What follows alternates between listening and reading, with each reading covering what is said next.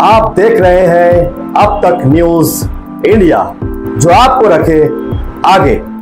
दर्शकों, एक बार फिर आपका स्वागत करते हैं अब तक न्यूज पर। मैं जावेद शाह। दर्शकों, हमेशा से ही अब तक न्यूज इंडिया खोजी पत्रकारिता को ही अहमियत देता है, क्योंकि हमारा काम है खबरों को खोज कर निकालना।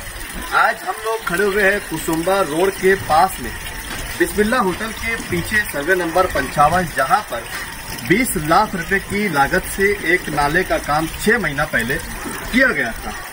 ये 20 लाख रुपए किस तरीके से बर्बाद हो गए, भ्रष्टाचार की भेंट चढ़ गए और कैसे ठेकेदार ने इसमें बेईमानी की है, ये हम आपको बताते हैं। कैसे इसमें भ्रष्टाचार हुआ है। सवाल हमने बार बार ये उठाया है कि जहां कहीं भी काम काज चलते हैं, वहां सिटी इंजीनियर या प्रभाग इंजीनियर उन कामों का दौरा करने क्यों नहीं पहुंचते। जब दलित सुधार बस्ती के काम का आगाज हुआ कुसुम्बा रोड पर 35 लाख रुपए की लागत से आरसीसी नाला बनाया जा रहा था, जिसमें बड़ा भ्रष्टाचार था। आरसीसी के नाले में दगड़, डंपर और चीप का इस्तेमाल हो रहा था। हमने तब भी महानगर पालिका को इसकी तरफ नजर करवाई थी, लेकिन कोई भी कानूनी कार्रवाई नहीं की गई। अभी जिस जगह पर हम खड़े रह के रिपोर्टिंग कर रहे हैं, ये भी आरसीसी नाला है जो 20 लाख रुपए की लागत से बनाया गया है। लेकिन उस 20 लाख रुपए का नाला का हाल क्या हुआ, आइए आपको दिखाते हैं।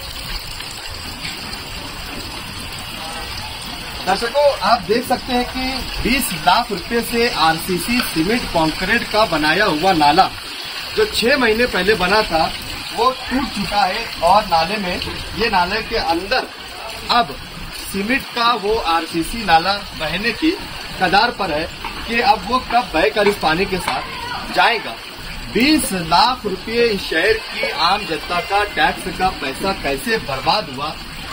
कामगार, ठेकेदार, इंजीनियर, महानगर पालिका, इसमें से कौन इसकी लापरवाही का जिम्मेदार है। इसकी वजह से ये आरसीसी सीमेंट कंक्रीट काम फोकस कैटेगरी में हुआ और 6 महीने में 20 लाख रुपए का नाला टूटकर बर्बाद हो गया।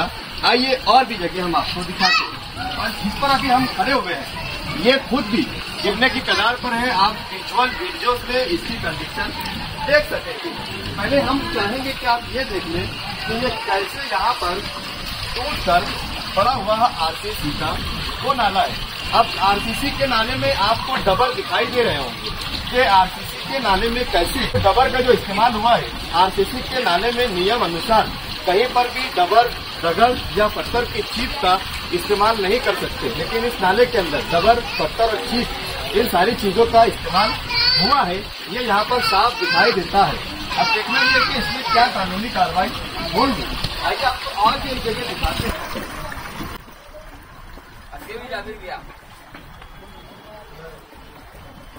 यहाँ से चलता हुआ पूरा हिस्सा दिखाई दे रहा है, वो भी नाले की दीवार थी जो टूट चुकी है। 6 महीना पहले ये 20 लाख रुपए का नाला इसलिए बनाया गया था कि जो पूरे शहर का आने वाला पानी है वो इस नाले से, इस इलाके से निकल जाए। लेकिन 20 लाख रुपए का नाला 6 महीने में टूट गया और अभी तक महानगर पालिका को इसकी कानो कान खबर भी नहीं है। और बाकी का जितना नाला आप लोगों को दिखाई दे रहा है, ये नाला भी चंद दिनों में टूट जाएगा। इसमें इतनी जगह तड़े और इतनी जगह से टूटने की कंडीशन, गिरने की कंडीशन दिखाई दे रही है कि शायद ये महीने 2 महीने में ये पूरा नाला टूटकर गिर जाएगा और जनता का टैक्स का 20 लाख रुपया भ्रष्टाचार की भेंट चढ़ जाएगा।